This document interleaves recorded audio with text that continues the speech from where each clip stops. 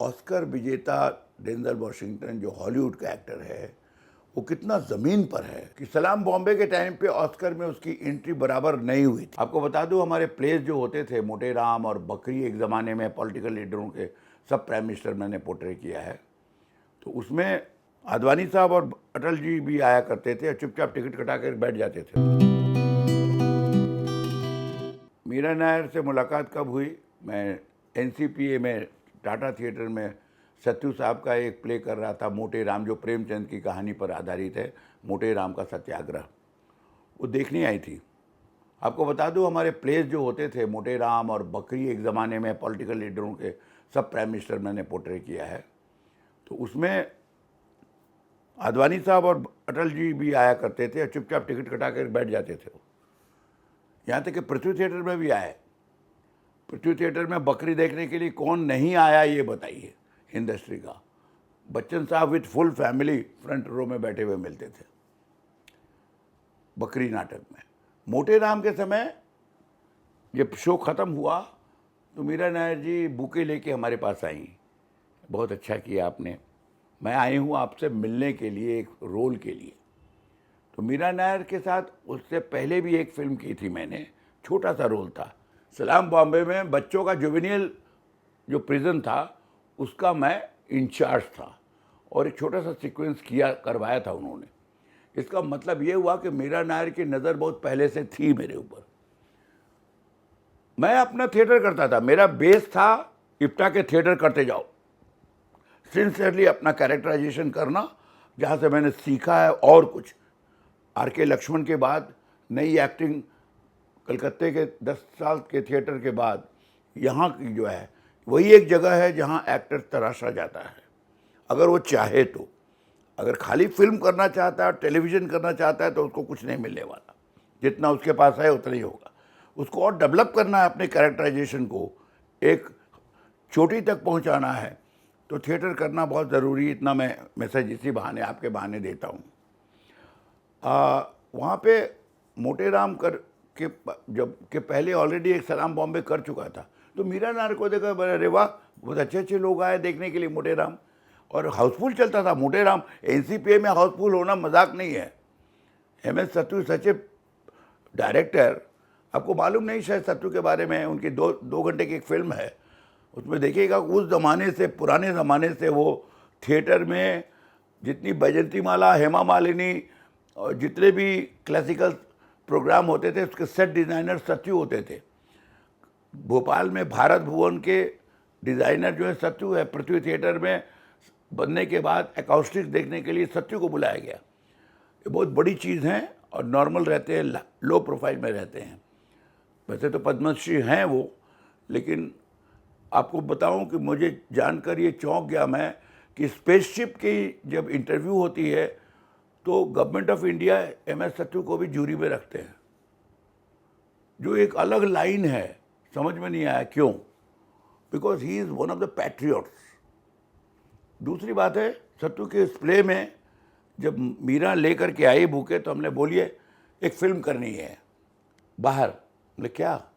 तब उन्होंने बताया कि मिसिसिपी मसाला के बारे में, कि मैंने एक डॉक्यूमेंट्री बनाई है, अफ्रीका से इंडियंस जो भगाए गए थे उनके ऊपर एक बनाई है, जो कैसे जाकर के तड़ी पार करके वो अमेरिका में जाके बस गए थे और ब्लैक को रखते थे जनरल नेविन के टाइम पे। और उस डॉक्यूमेंट्री में जम्मू भाई बोल के एक कैरेक्टर हुआ करते थे जैन, असल में उस जम्मू भाई का कैरेक्टर करवाने के लिए मुझे उन्होंने कहा। एक गुजराती कैरेक्टर है वो, और वो अमेरिका में रहता है। पैसे की बात करी मैंने पहले, तो गोविंद नीलानी जी ने, उनके साथ तमस कर चुका था मैं, उन्होंने फ़ोन करके कहा कि what you are losing, you are getting something. हमको बहुत कम पैसा है, बाहर तो पैसे ज़्यादा मिलते हैं। तो बोले देखो, you are not losing anything, जो दे सकता है वो दे सकती है, वो देगी, यू गो। मैंने सुना कि उस समय तक कोई इंडियन एक्टर सिवाय अमरीश जी और एक और एक्टर है ना, वो कबीर बेदी कर चुके थे, IS जौहर कर चुके थे। उसके बहुत गैप के बाद मीरा नायर इंडिया से मोहन अगाशे, मोहन गोखले, अंजन श्रीवास्तव, शर्मिला टैगोर और रोशन सेठ और एक लड़का था जो अमेरिका में रहता था, अलेक पदमसी का लड़का, सबको ले करके वहाँ गए और बांग्लादेश की हीरोइन थी, हीरो था डेंजल वॉशिंगटन। और वहाँ जाके हम चौंक गए, अरे वाह, डेंजल इज, जो ऑलरेडी उस समय ग्लोरी का उसको पहला ऑस्कर मिला था, उसके बाद ये रोल कर रहा था एक स्वीपर का। और इंडियन कम्युनिटी के अंदर मोटेल, जो मैं मोटेल चलाता था जम्मू भाई, वहाँ पे उस झाड़ू लगाने सफाई करने आता था और उसका इश्क हो जाता है। मेरी बेटी जो बांग्लादेश की, उसका नाम उतर गया देखो, बहुत याद रहता था मेरा।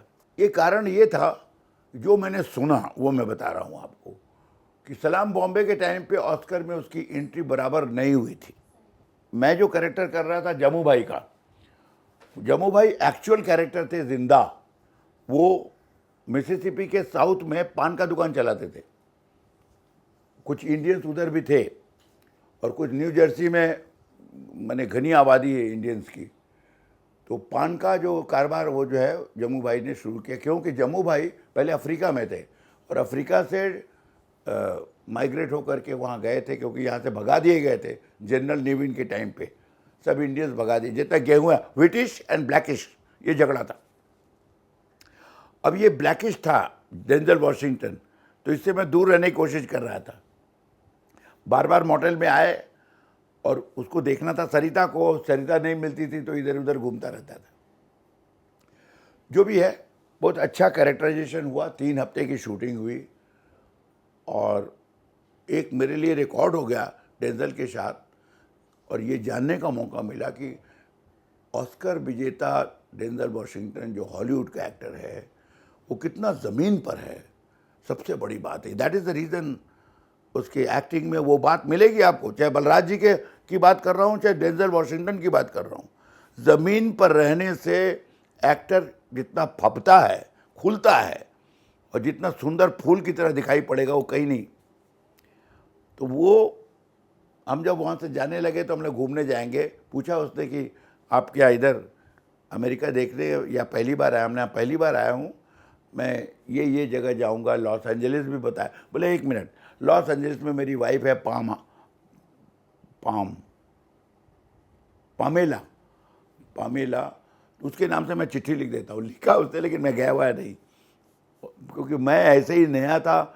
Left hand drive, right hand drive, ये सब का क्रॉसिंग करते हुए तकलीफ होती थी, सब भूल गया। पामेला जो हो सकता था डिज्नीलैंड वगैरह देख करके शिकागो चला गया, फिर न्यूयॉर्क चला गया, वाशिंगटन चला गया।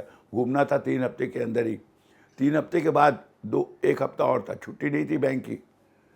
फिर वहाँ से लौट के आ गया। आते वक्त भी एक अजीब हादसा हुआ था लंदन एयरपोर्ट पे।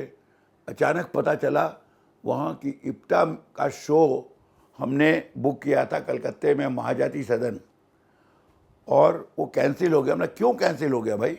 और मैं उस चक्कर में फ़्लाइट नंबर 101 पाकिस्तान का भी था, फ़्लाइट नंबर 101 इंडिया का भी था। अब किसी ने अनाउंस कर दिया कि फ़्लाइट 101 इज़ लिविंग नाउ। अरे माय गॉड, मैं भागना शुरू किया। और हीथ्रो, वो जो एयरपोर्ट इतना बड़ा है कि एक कोने से दूसरे कोने में जाने के पूरा 1 दिन लग जाता है। और दौड़ते दौड़ते मैं हाँफ गया और जब 101 के पास पहुंचा, इतना नंबर गेट पर, तो देखता हूँ कि वो पाकिस्तान एयरलाइंस। बोले इंडियन एयरलाइंस किधर है, एयर इंडिया किधर है? तो बोला वो तो अभी टाइम है, अभी 1 घंटा। मैंने माय गॉड, यहाँ तक कि वो जो छोटे छोटे कार होते हैं उनको बोला हमको प्लीज़ हेल्प मी। बोले no, you have to book there. और भागता गया, पसीने से लथपथ हो गया मैं, वो भूलता नहीं मैं। और यहाँ आके पता चला कि महाजाति सदन का शो इसलिए कैंसिल हो गया कि उस समय फिल्म फेयर में जो एक बहुत बड़े जर्नलिस्ट थे, एक तो अली पीटर जॉन स्क्रीन में थे और टाइम्स ऑफ इंडिया में एक क्रिटिक थे, वो मेरे घर पे आके पूछ रहे हैं हमसे कि what is your experience with Meera Nair. हम कहे छोड़िए, मेरा शो कैंसिल हो गया, मेरा ध्यान उधर था। फिर शॉर्ट में उसको बता दिया कि मीरा के पास लेडीज़ यूनिट है, जितने भी टेक्नीशियन है उसके सब लेडीज़। कैमरामैन एक था अलग, जो इटली से आया था, बाकी सब। मीरा के साथ बहुत अच्छा एक्सपीरियंस रहा और फिर उसके न्यूयॉर्क के घर में जाकर के उसने घर की चाबी दी थी, वहाँ ठहरा और उसके बाद वहाँ से इधर आ गया।